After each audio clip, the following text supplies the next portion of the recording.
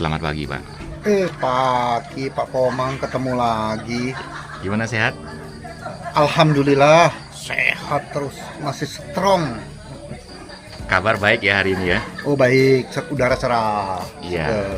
Kalau kita ngelihat pemandangan di belakang Bapak ini, Ya, ini adalah suasana apa? desa. Countryside. Kan desa. Di Magelang ya. Sawah-sawah. Ya, di sekitar Kecamatan Borobudur. Nah, dalam kehidupan ini orang butuh pemimpin atau ada orang yang ingin jadi pemimpin. Tapi kan dibutuhkan suatu skill ya. Apakah ini bisa disebut skill atau suatu bakat, kita nggak tahu. Yang namanya kepemimpinan atau leadership. Bagaimana Pak penerapannya dalam kehidupan sehari-hari di perusahaan atau barangkali di dunia lain? Di dunia lain seperti politik atau pejabat publik Pak, tentang leadership ini. Baik, kirain dunia lainnya tuh dunia gelap Pak. Itu acaranya Tukul itu Pak. Ya, leadership satu hal yang sangat penting. Sangat penting, kenapa? Hal ini yang akan mempengaruhi kemana tujuan daripada sebuah organisasi. Ya, organisasi boleh skala kecil, itu artinya bisa rumah tangga, RT, RW ya. Skala besar tentunya ya semakin meluas, bisa se-Indonesia atau mendunia. Nah, leadership yang baik itu sebetulnya perlu selesai dengan dirinya sendiri. Maksudnya selesai dengan diri sendiri, bahwa tujuan dia hadir, kehadiran dia di dalam sebuah organisasi itu adalah memang untuk membawa sesuatu perubahan, sehingga personal interest atau keinginan pribadinya itu bukan menjadi hal yang diutamakan. Ya, keinginan pribadi itu apa? Contohnya, wah saya mimpin biar kelihatan hebat, maka sok galak, sok kuasa. Yang bahaya lagi lah sok pinter. Wah, ini nih yang bahaya. Ya, jadi harus selesai dengan dirinya sendiri. Kenapa? Akibatnya adalah objek atau yang ingin kita subjek yang ingin kita tuju itu adalah ke pihak luar, bukan lagi terhadap diri sendiri. Nah, itu yang disebut dengan leadership in out. Kekuatan diri sendiri, karakter diri gitu ya. Nah, itu yang dibawa keluar. Tapi pertanyaan lagi selanjutnya, apakah cukup dengan punya karakter, punya kompetensi, bukan skill ya, sebetulnya kompetensi. Nah, di sanalah proses awalnya sebetulnya. Jadi kekuatan diri, kompetensi, karakter, itu karakter adanya kan di dalam ya. Dari situlah kita bicara yang disebut dengan trustworthy. Jadi apa yang kita ucap, kita lakukan, apa yang kita lakukan itu yang kita ucap. Ketika sudah menjadi sebuah habit, kebiasaan tersebut, berbicara dengan fakta, berbicara kebenaran, maka orang akan percaya kita. Jadi naik satu step lagi menjadi orang trust. Perlu dicatat, trust tidak bisa diminta. Trust itu akan diberikan. Nah, ketika sudah trustnya bagus, maka akan terjadi sebuah komunikasi yang baik.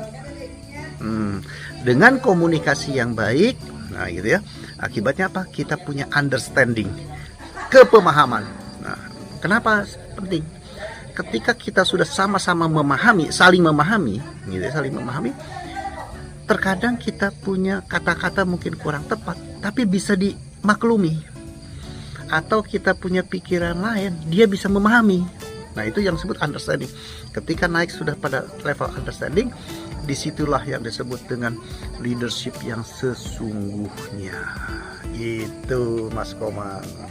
Nah, kemudian kan dalam kepemimpinan itu juga diperlukan yang namanya bagaimana dia menunjukkan tentang kewibawaan. Kan gitu. Bagaimana itu sebenarnya wibawa itu, apakah bakat juga atau bisa dilatih atau bagaimana Pak? Wibawa adalah sebuah proses, menurut saya proses. Dan kewibawaan itu yang disebut dengan leadership in out. Ketika kita punya karakter baik, kita punya kompetensi baik, wibawa itu akan mengikuti, nempel. Jadi wibawa itu nggak perlu kayak ditempel tuh gini loh. Nama saya Mindiarto, kemudian ditempel tuh. Ada insinyur lah, ada MBA lah. Wah, kalau Mindiarto insinyur MBA hebat ya. Nah, itu artinya apa? Kewibawaan saya ditempel oleh title. Maka ketika orang tahu tentang karakter atau orang tahu tentang kompetensi, itu yang nama titipan-titipan, itu gelar, itu tidak perlu.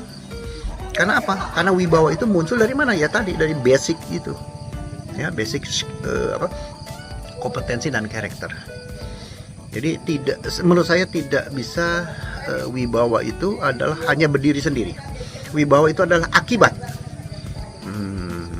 Nah kemudian kan banyak juga orang mengatakan bahwa karena dia punya karisma atau orang yang karismatik gitu ya, orang yang punya karismatik biasanya itu akan berwibawa, dia disegani dan dihormati. Yes. Nah kaitannya ini karismatik ini adalah mitos atau bagaimana Pak? Benar nggak itu karismatik itu?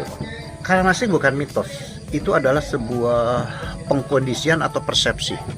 Contoh karismatik, oh dia tuh anak pejabat tinggi, oh dia turunan keraton. Dengan begitu akan muncul sebuah karisma sendiri. Nah pertanyaan, karisma itu penting nggak? Penting. Karismatik itu baik nggak? Baik. Namun karismatik tidak didukung kembali oleh yang disebut dengan basic ya. Basicnya itu adalah karakter dan kompetensi. Maka karismanya ada, tapi leadershipnya hilang. Jadi penting sekali yang Bapak bilang tadi, kompetensi dan karakter itu ya. Itu basic, dasar Basic sekali, banget. dasar. Sangat dasar. Untuk menunjang semua ya, menunjang tentang trustworthy ya, untuk bisa menjadi trust, bisa Dipercaya menjadi gitu. komunikasi, bisa menjadi sebuah understanding gitu ya. Iya. Nah, itu baru masuk ke dalam taraf leadership. Nah sekarang kan banyak anak-anak muda ini mendirikan yang namanya startup atau perusahaan baru ya, memulai usaha. Kemudian banyak mendapatkan peluang pendanaan atau investor kan begitu. Apa yang menyebabkan perusahaan startup ini gagal? Apakah karena produknya, jasa yang mau ditawarkan, atau ada hal lain yang mungkin Bapak bisa elaborasi di sini, Pak? Startup itu kan tidak ada historisnya, Pak. Jadi baru sekedar menjual kertas, menjual paper. Wah, dengan visibility study, dengan tingkat objektifnya tinggi gitu ya. Itu yang dijual, Pak. Nah, padahal secara bisnis kan track record, pengalaman empiris itu kan tidak bisa dibeli dengan mudah oleh sebuah kertas. Jadi kenapa banyak gagal? Karena hanya membeli kertas, Pak, bukan membeli pengalaman yang sudah terduplikasi. Ya, pengalaman terduplikasi itu seperti bisnis franchise, punya pengalaman sukses, kemudian dibikin sebuah sistem, diduplikasi. Nah, itu kan jelas ada. Tapi kalau startup kan nggak ada. Itu betul-betul dari nol. Itu satu. Terus kedua, bisa juga based on feeling atau terlalu overconfident, seakan-akan sukses, padahal situasi sekarang kan agility-nya kan nggak jelas itu. Wah, ketidakpastiannya kan sangat tinggi. Nah, ketika ketidakpastiannya nggak tinggi, kemudian kita membutuhkan perubahan. Nah, perubahannya kemudian tidak diimbangi dengan sebuah kecepatan bergerak, kecepatan mengambil keputusan, kecepatan di dalam mencari solusi, maka ya akan habis, amblas gitu. Nah, agar anak muda ini berhasil membangun perusahaan startup, tidak menyia-nyiakan investor yang diberikan yang jumlahnya kadang-kadang fantastis, itu bagaimana, Pak? Supaya mereka berhasil gitu. Ya mesti kita berkolaborasi lah ya dengan orang-orang yang punya kompetensi. Gini loh, anak-anak muda secara kreativitas bagus, tetapi kan tidak punya experience. Tidak punya experience dan tidak punya wisdom. Padahal di dalam dunia nyata bahwa kreativitas atau ide bisnis itu tidak berdiri sendiri. Jadi butuh pengalaman. Pengalaman apa? Pengalaman itu mendekatkan antara teori dengan praktek. Wisdom adalah bisa bijak di dalam berbisnis lah ya. Nah, itulah sebetulnya bisnis itu yang bisa running. Jadi ketika kita bicara hanya sekedar bisnis, kemudian merasa tidak win-win itu ya cukup sekali, tidak akan ada repeating.